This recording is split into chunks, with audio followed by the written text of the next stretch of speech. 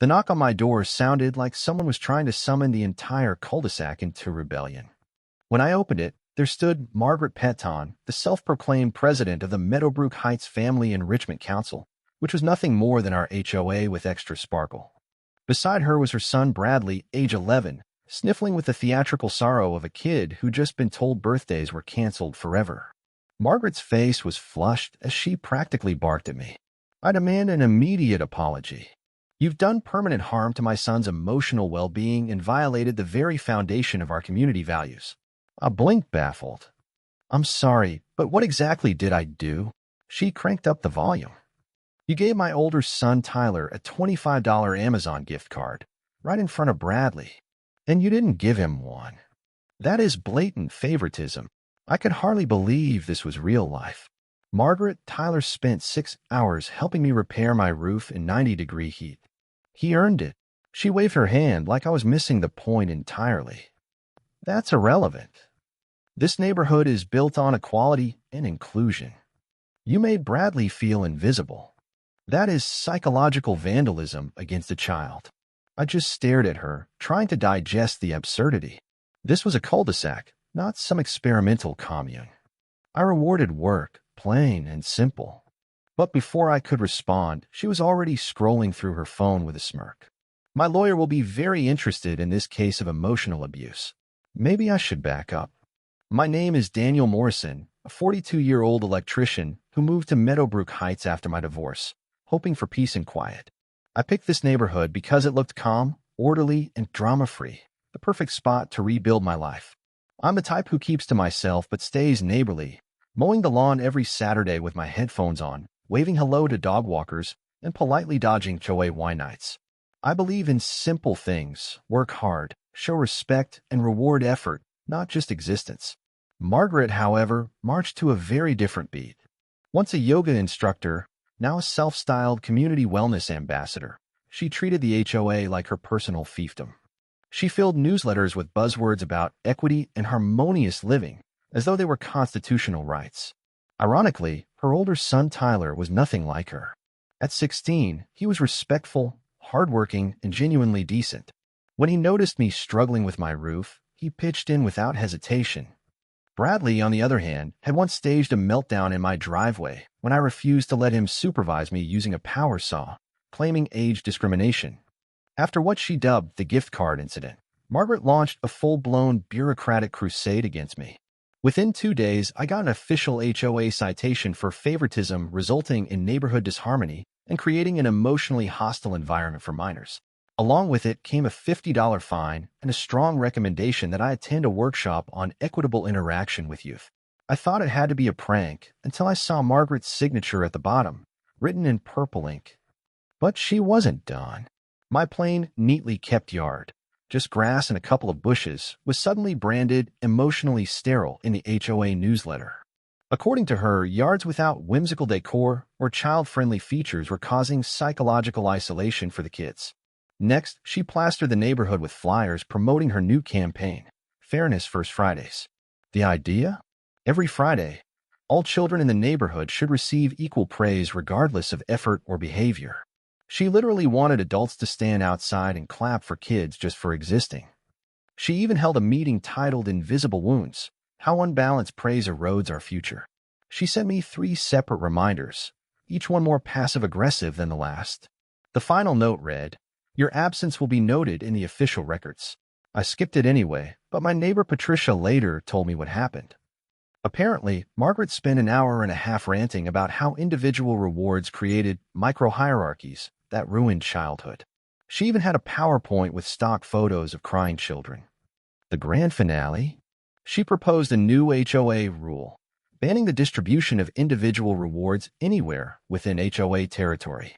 Margaret's new rule defined visible zones as anywhere that could be seen from the street, sidewalk, or a neighbor's window. Breaking it came with a $200 fine the first time. When Patricia told me the vote had actually passed 7-5, I was stunned.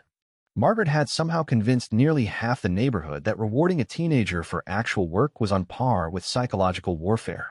Then she raised the stakes by dragging the local middle school into it. She filed something she called a community incident report with Principal Harrison, accusing me of targeted, neglectful generosity bias against Bradley. She demanded the school implement awareness training about the dangers of unequal neighborhood praise. Harrison later admitted he had to read her complaint 3 times before he could even parse what she was claiming. When he finally sat her down and explained the school had zero authority over how neighbors thanked each other for roof repairs, Margaret accused him of being complicit in systematic childhood marginalization. But her real misstep was trying to use her kids as pawns. She offered Tyler a pizza party and a new gaming headset if he'd write a statement saying I had used emotional manipulation tactics to turn him against Bradley and that I'd created a toxic hierarchy in their family. Tyler refused on the spot and immediately called his dad, Robert, who lived 2 towns away. Robert and Margaret had been divorced for 3 years, and their custody arrangement was already strained. When Tyler forwarded the text showing Margaret's coaching attempts, Robert was livid. He also discovered that Margaret had been keeping a massive binder of so-called neighborhood infractions. It contained photos she'd snapped through her windows and logs tracking every instance of a child receiving individual attention or rewards. She'd even drafted a good deeds application form she wanted to make mandatory for any act of kindness involving minors.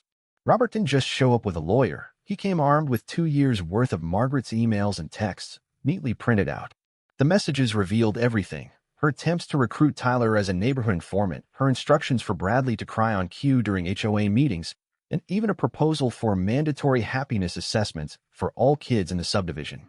Together, Robert and I filed a formal complaint with the County HOA Oversight Committee. Yes, apparently that exists, and they take power-hungry HOA presidents very seriously.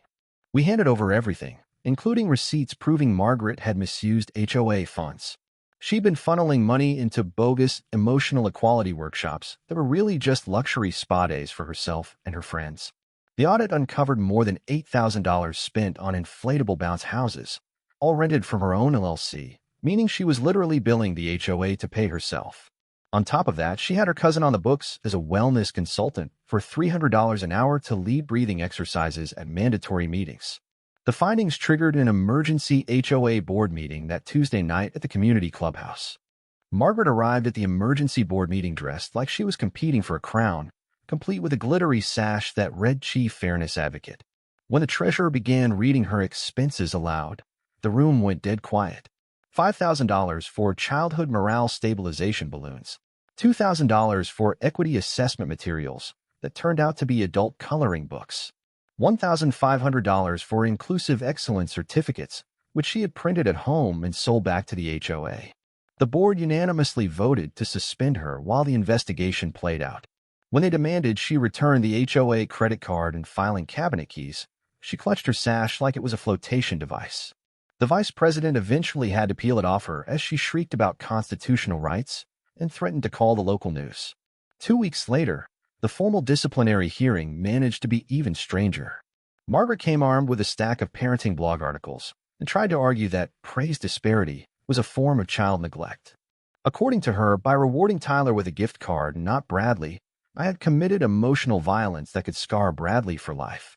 The committee chairman, a retired judge named William Crawford, actually burst out laughing when she proposed creating a praise distribution database to ensure every child received equal recognition. She even whipped out a 30-page manifesto she called her theory of suburban emotional justice, but Crawford cut her off halfway through. The treasurer read out more of her bogus invoices, $900 for therapeutic comfort items, just stuffed animals she hoarded in her garage, and another bill for professional community consulting that she had charged to the HOA under one of her own shell companies. The total came to over $15,000 in misused funds. The committee's decision was swift. Margaret was permanently banned from ever holding an HOA position and ordered to repay every cent within 90 days. They also referred her case to prosecutors for possible embezzlement charges. Her face drained from crimson to chalk white. She leapt to her feet, toppled her chair, and shrieked that we were conspiring to destroy progressive parenting in America. Security had to escort her out while she screamed that her lawyer would sue us all. The lawyer turned out to be her brother-in-law, a tax attorney who wanted nothing to do with the disaster. 3 months later, Margaret was convicted of embezzlement and fraud. She received 2 years probation and 3,000 hours of community service. When the judge read the sentence, she executed a dramatic feint in the courtroom, but no one moved to help her. Everyone had already seen her rehearse the routine at HOA meetings whenever she didn't want to answer tough questions.